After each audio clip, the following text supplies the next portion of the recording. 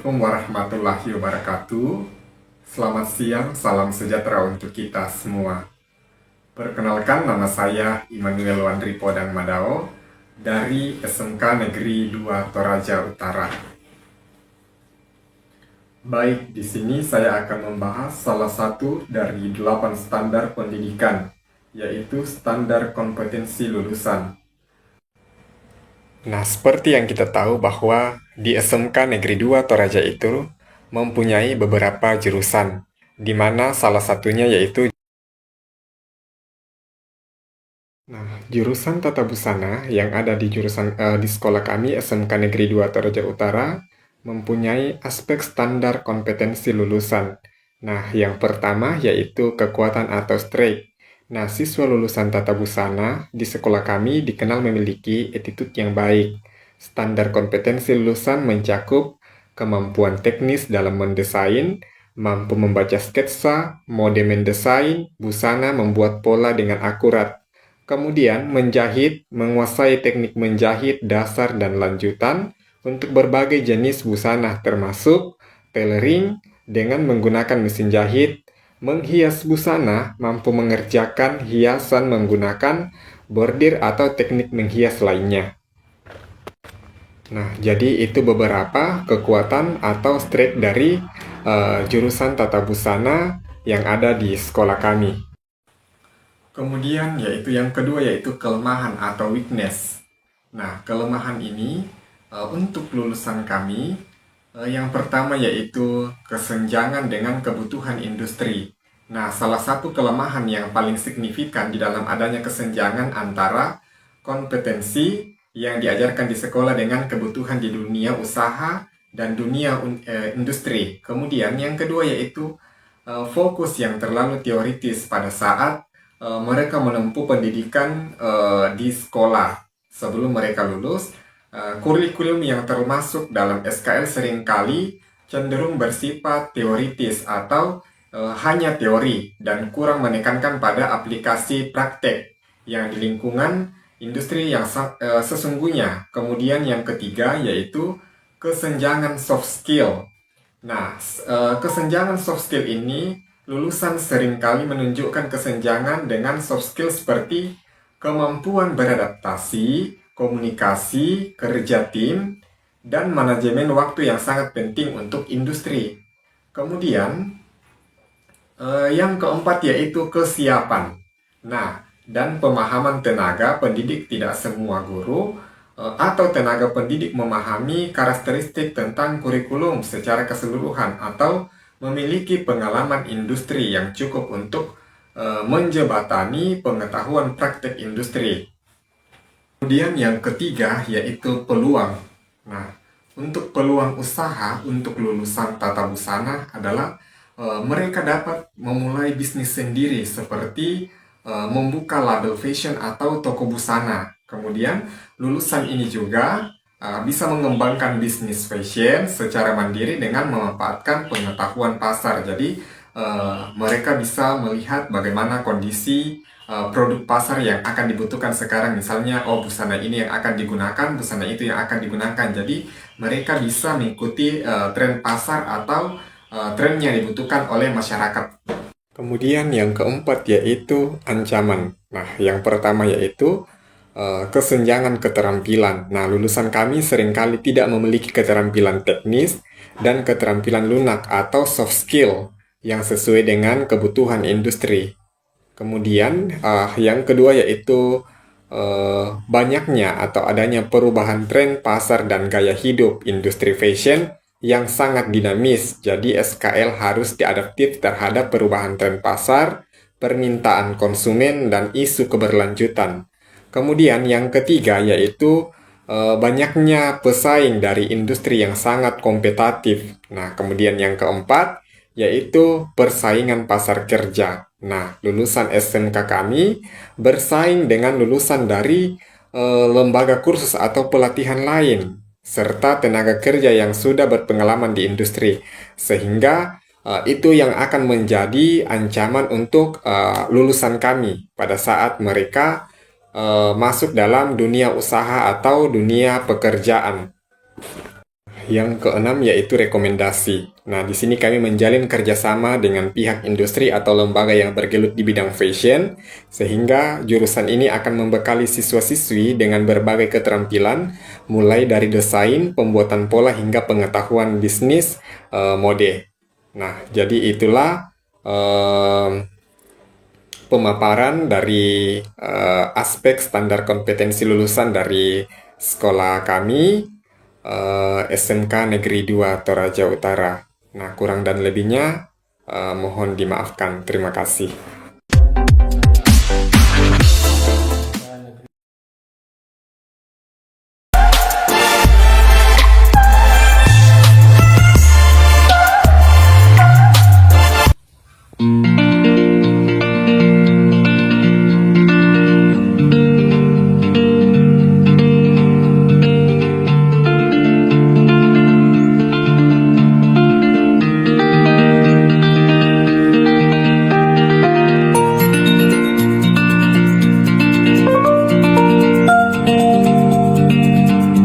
Assalamualaikum warahmatullahi wabarakatuh. Perkenalkan, nama saya Amran Yamin dari SMK Negeri 1 Bungku Utara yang beralamatkan di Kecamatan Bungku Utara, Kabupaten Morowali Utara, Provinsi Sulawesi Tengah. Dalam hal ini saya akan menjelaskan aspek standar isi yang ada di SMK Negeri 1 Bungku Utara ini yang dianalisis SWOT. Jadi kekuatan atau strength yang ada di SMK Negeri 1 Bungku Utara ini yaitu kurikulum operasional satuan pendidikan atau KOSP-nya sudah relevansi dengan kurikulum di industri. Kompetensi keahlian, 3 kompetensi keahlian. Yang pertama, kompetensi keahlian agrobisnis tanaman pangan dan hortikultura atau ATPH. Yang kedua, kompetensi keahlian teknik jaringan komputer dan telekomunikasi. Yang ketiga, teknik elektronika industri.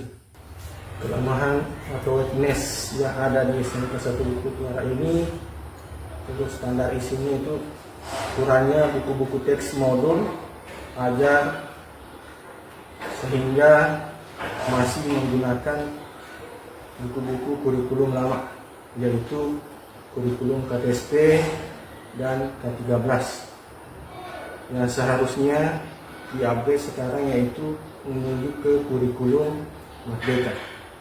Peluang ketiga kompetensi keahlian ini sangat dibutuhkan di Kabupaten Morowali Utara ini karena adanya pabrik-pabrik seperti pabrik pengolahan kelapa sawit yang bisa menyerap kompetensi keahlian ATPH dan kompetensi teknik komputer dan jaringan itu, dan teknik elektronika industri itu dapat diserap dengan perusahaan-perusahaan tambahan nikel yang ada di kabupaten ini.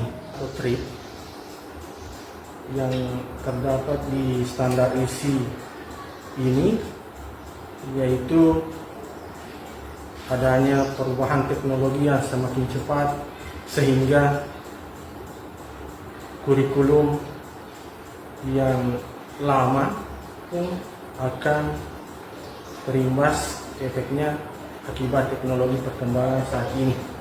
Otomatis ancaman ini sangat berpengaruh dalam kurikulum ketertinggalannya dan sangat spesifik.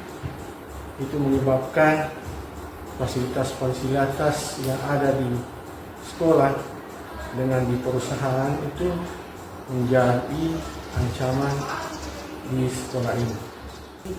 Rekomendasi dari standar isi ini untuk analisis SWOT ini yaitu kita harus membentuk suatu tim pengembang kurikulum ke depan supaya adalah pertemuan rutin minimal 1 tahun sekali dari pihak sekolah lokasi kurikulum sekolah, kepala sekolah, dan pihak pembinaan industri untuk penyelarasan kurikulum sehingga mencapai tujuan di SMK ini, sehingga perkembangannya lebih pesat, ada kesamaan antara kurikulum SMK 1 Bengkulu Utara dengan di dunia industri. Terima kasih. Nanti penjelasan aspek berikut saya persilahkan ke teman selanjutnya.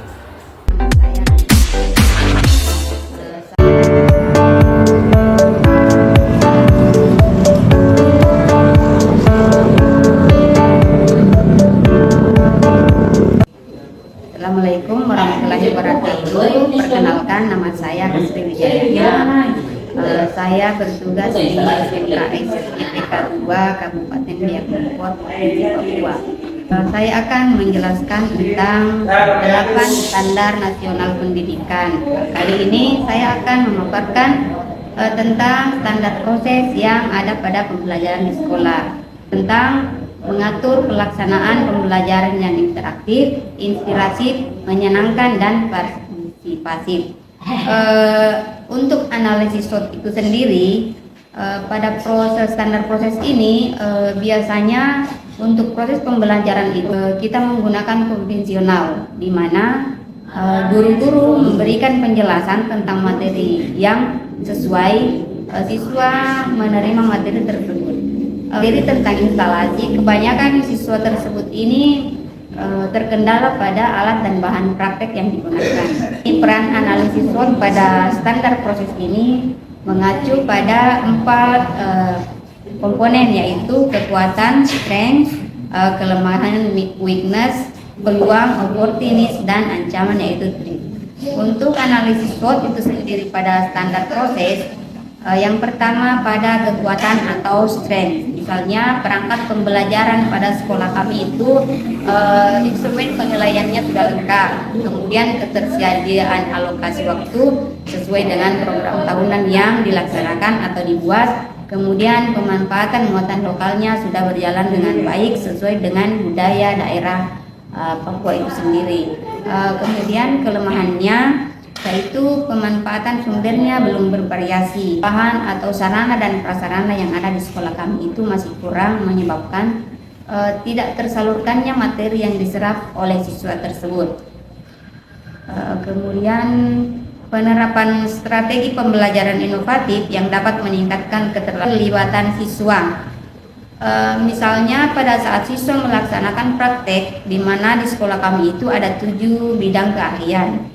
7 bidang keahlian ini mereka melaksanakan kegiatan praktek sesuai dengan mata pelajaran mereka masing-masing. Strategi pembelajaran yang inovatif kita mengikuti dari biasanya kegiatan praktek mereka mengikuti dari dunia usaha atau dunia industri, di mana pada saat mereka akan melaksanakan PKL, mereka sudah mempunyai bekal pada saat mereka melaksanakan praktek itu sendiri.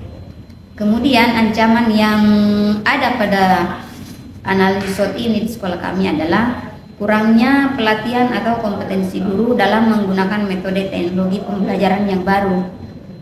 Contoh misalnya kegiatan kurangnya diklat tingkat guru, kurangnya alat atau kurangnya kompetensi guru di bidang tersebut mengakibatkan kita terkendala, guru-guru terkendala pada proses belajar mengajar karena alat atau sarananya kurang menunjang untuk anak-anak dibekali pada pembelajaran tersebut. Itu penjelasan saya tentang standar proses dari 8 standar nasional pendidikan.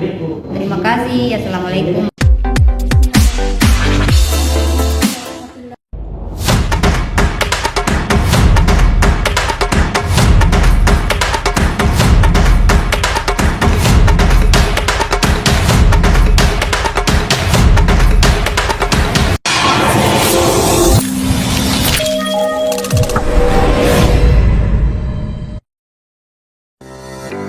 Bismillahirrahmanirrahim. Assalamualaikum warahmatullahi wabarakatuh. Saya Nasdawati Jafar, guru di SMK Negeri 1 Pangkajenet dan Kepulauan, sekaligus mahasiswa program Pasca Sarjana program studi Pendidikan Teknologi dan Kejuruan Universitas Negeri Makassar. Saya akan menjelaskan tentang standar nasional pendidikan, yaitu standar pendidik dan tenaga kependidikan, dan standar penilaian. SMK Negeri 1 Pangkajina dan Kepulauan adalah salah satu sekolah kejuruan di Kabupaten Pangkajina dan Kepulauan yang beralamat di Jalan Sambung Jawa, Kecamatan Bungoro, Kabupaten Pangkajina dan Kepulauan.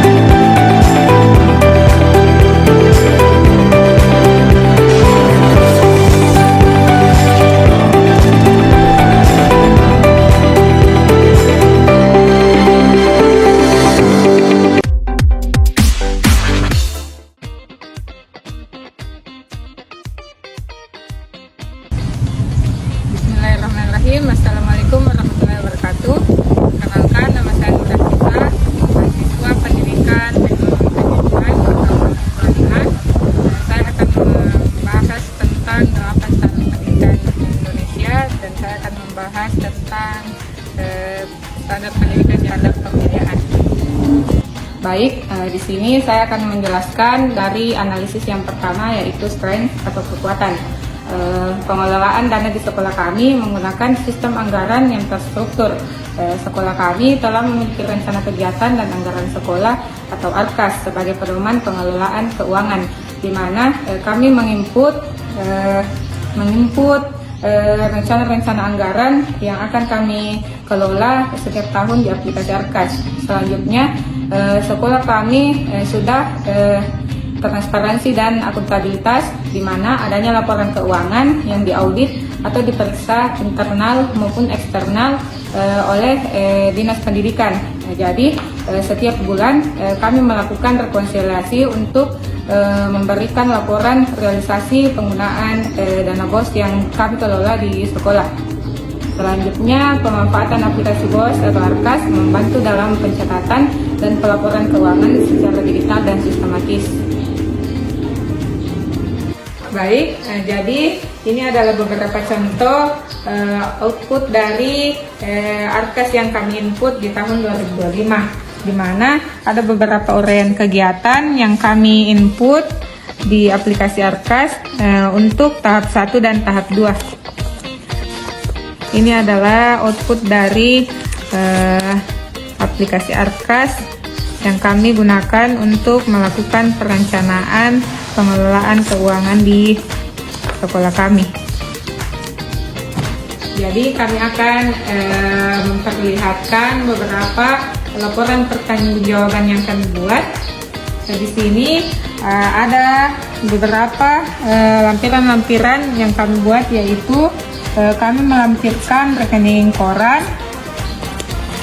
kami juga melampirkan buku kas umum selama 6 bulan, dan kami juga melampirkan buku pembantu tunai. Lalu kami melampirkan rekapitulasi belanja dana BOS. Selanjutnya kami membuat laporan pertanggungjawaban berupa realisasi pembelanjaan yang kami belanjakan di tahun 2025. Berikut adalah contoh pengelolaan laporan pertanggungjawaban yang kami buat.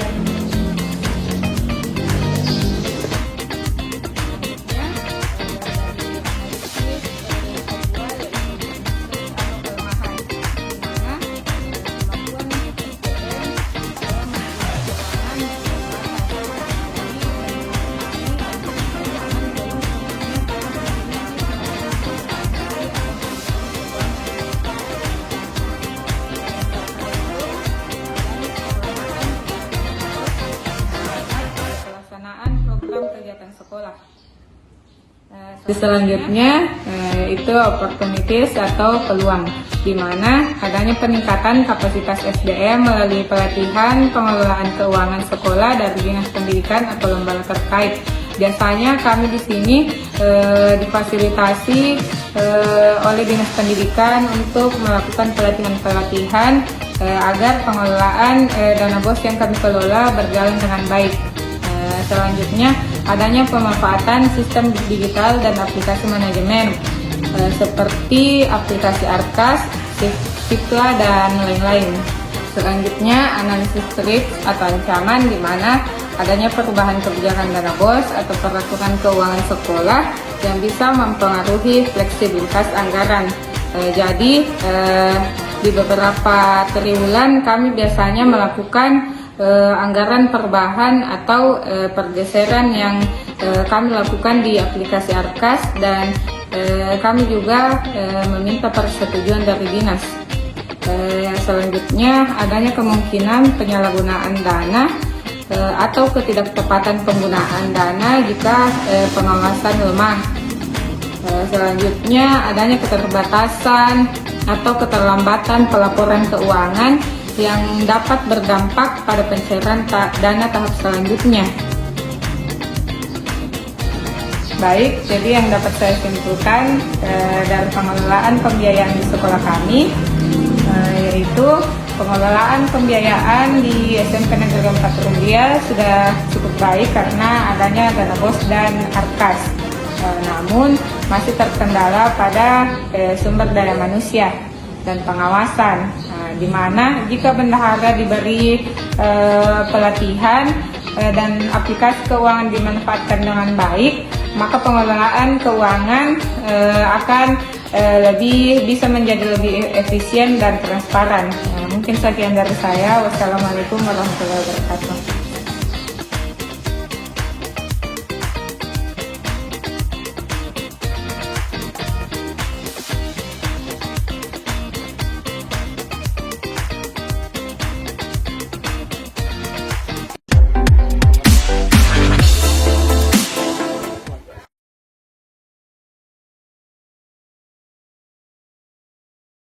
Assalamualaikum warahmatullahi wabarakatuh. Perkenalkan, saya Suhardiman dari SMP Negeri 3 Batuan. Di sini saya akan menjelaskan profil sekolah mengenai sarana prasarana sekolah.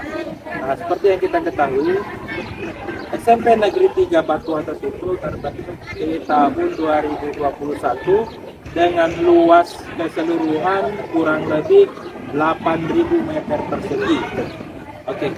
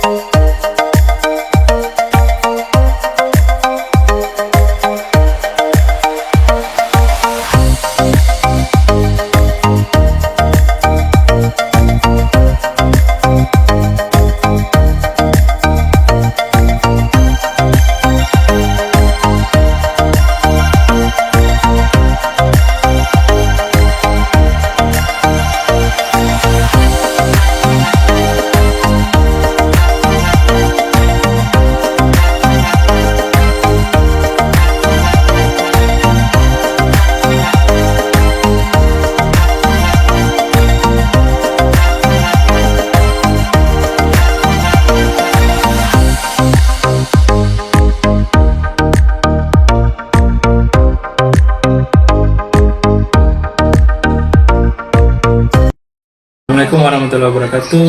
Kembali lagi dengan tugas mata kuliah S2 PTK. Saya Suhardiman di sini akan membahas tentang tugas 8 standar pendidikan, di mana saya sendiri akan membahas di standar 6 dan standar 7. Nah, standar 6 sudah kemarin, yaitu sarana prasarana. Nah, sekarang kita pindah di standar pendidikan yang ketujuh, yaitu standar pengelolaan. Standar pengelolaan di sini di mana analisis SWOT-nya yang pertama itu adalah strength, kekuatan di sini di sekolah kami itu untuk standar pengelolaan, yaitu manajemen berbasis sekolah. Nah, seperti Dapodik di sini langsung yang seperti saya pegang sendiri. Dapodik ini di sini sudah mengatur data-data seluruh siswa, guru maupun sarpras juga. Jadi di sini sudah termuat semuanya. Nah, kemudian adanya struktur organisasi sekolah yang jelas di lingkup Nyapsola. Jadi itu termasuk di standar strength-nya. Kemudian kelemahannya yang kedua, kelemahan atau weakness. Kelemahan di sekolah kami itu sistem informasi di sekolah kami ini belum ada. Jadi itu salah satu kelemahan yang sini, karena kami juga termasuk sekolah tertinggal di 3T. Oke. Ketiga itu peluang di sini adanya rapor pendidikan. Nah, rapor pendidikan di sini juga memuat hasil-hasil asesmen siswa. Di sini juga ada. Nah, tinggal kita unduh saja di platformnya.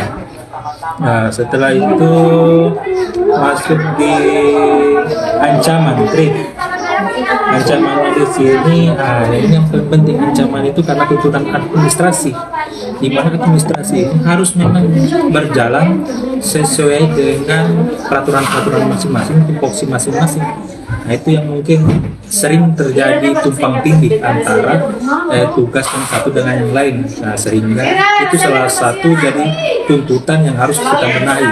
Nah, selanjutnya adalah rekomendasi. Rekomendasi di sini mengoptimalkan perencanaan berbasis data. Nah, di mana sekolah kami di sini memang harus mengoptimalkan itu proses berbasis data itu supaya data-data yang sudah terinput ini bisa diklopkan sehingga data teman-teman ini sudah berbasis data. Oke, terima kasih. Itu dari penjelasan saya tentang 8 standar pendidikan, di mana saya menjelaskan standar pendidikan ke-6 dan standar pendidikan ke-7. Terima kasih. Assalamualaikum warahmatullahi wabarakatuh.